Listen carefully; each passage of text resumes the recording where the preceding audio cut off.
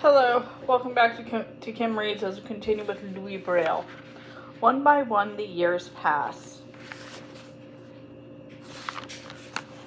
So the worst of the fight was over, and just in time. Louis had lived for so many years with tuberculosis, sometimes very sick, sometimes almost well. Now he felt very weak once more.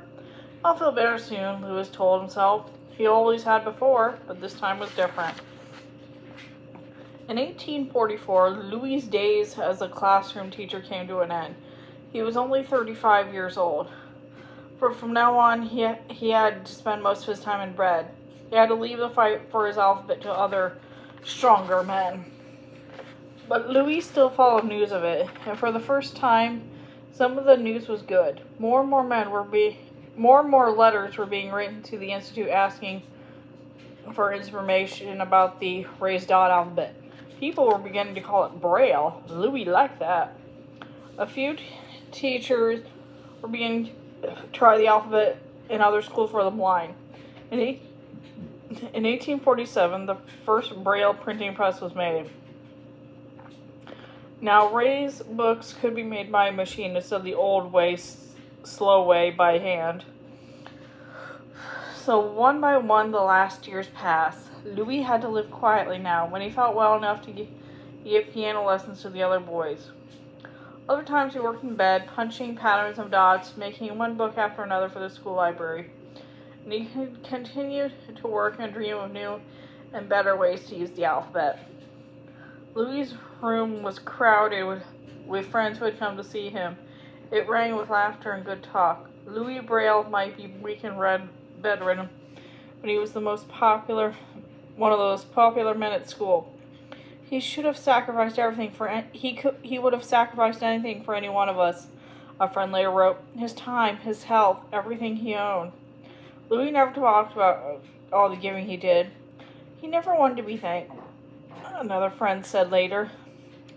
But on the back of his desk was a small black box. Inside of it were stuffed to the brim with slips of IOUs. Promises he had made to pay back money to Louis Braille. In Louis' will, he wrote, "Destroy the box when I die." On one damp, cold day in December 1851, Louis caught a cold. It was just a cold, but he was so weak he could not get over it. His fever climbed higher and higher. His old cough grew worse and worse.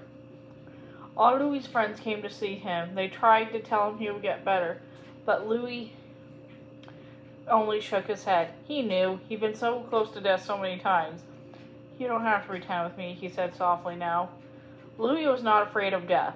A priest came to pray with him and prepare him for it. Louis said after the priest's visit, "I tasted the greatest of joys." But Louis Braille loved life too. He also said, "I asked God to take me from the world, it is true, but I felt like I wasn't asking very hard." Louis' life was almost over for all the same. On January 6, 1852, it rained all day. The wind howled around the building. Hour after hour, the storm grew worse. Thunder and lightning filled the air. It sounded like giant battles battling outside. Louis turned his face to the window and smiled. He had always liked a good fight. Then he closed his eyes for the last time. Louis Braille was dead. His many friends had missed him and were very sad. But he was not a well-known man. Not one newspaper in all of Paris printed the news of his death. Yet today his name is known all around the world. He was a simple school teacher. He never made much money. Yet today blind people everywhere bless him for giving one of the most greatest gifts of all time, the alphabet called Braille. Finally, Louis' alphabet began to catch on, slowly at first and faster and faster. No blind boy or girl who learned Braille ever forgot the feel of those dots. They helped spread the word. More and more books were coming from the Braille printing presses. The Braille alphabet was being translated into many different languages, even Chinese. 6 years after Louis Braille died, the first school for the blind in America began to use his alphabet.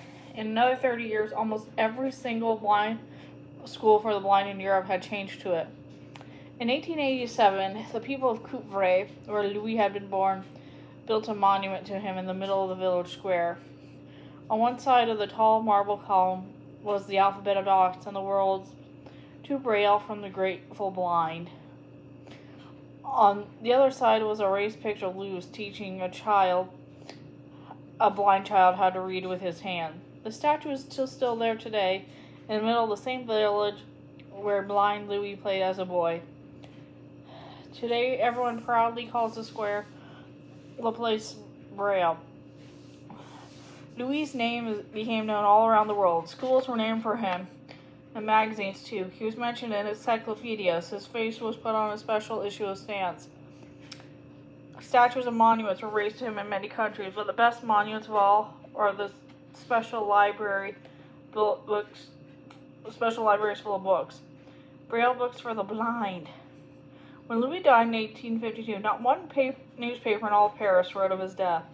In 1952, 100 years later, newspapers everywhere had stories about him. Louis' body had been buried in the little country cemetery of Coupvray. Now his coffin was taken there and carried in Paris. From now on, it would be resting in a building called the Pantheon, the burial place of France's most honored men. Over the main door of the building were the words, "To its greatest men the country gives honor." Now France and the world were all honoring Louis Braille. First there was a solemn march. A band played a slow tune. All across the city of Paris, church bells rang out as Louis' coffin was carried down to the streets.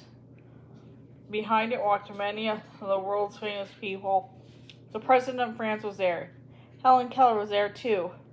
But behind these important people came the ones who had always mattered most to Louis. Row after row of unknown blind tapping their white-tipped canes. They were there to say thank you once more to Louis Braille, who had filled so much of the emptiness in their lives with books.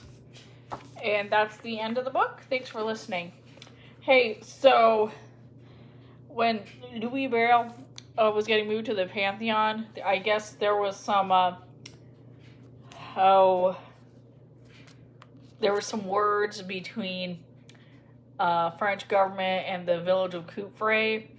So it was decided that, his body would go to the Pantheon, but his hands were cut off and buried in Coupvray. So, kind of interesting.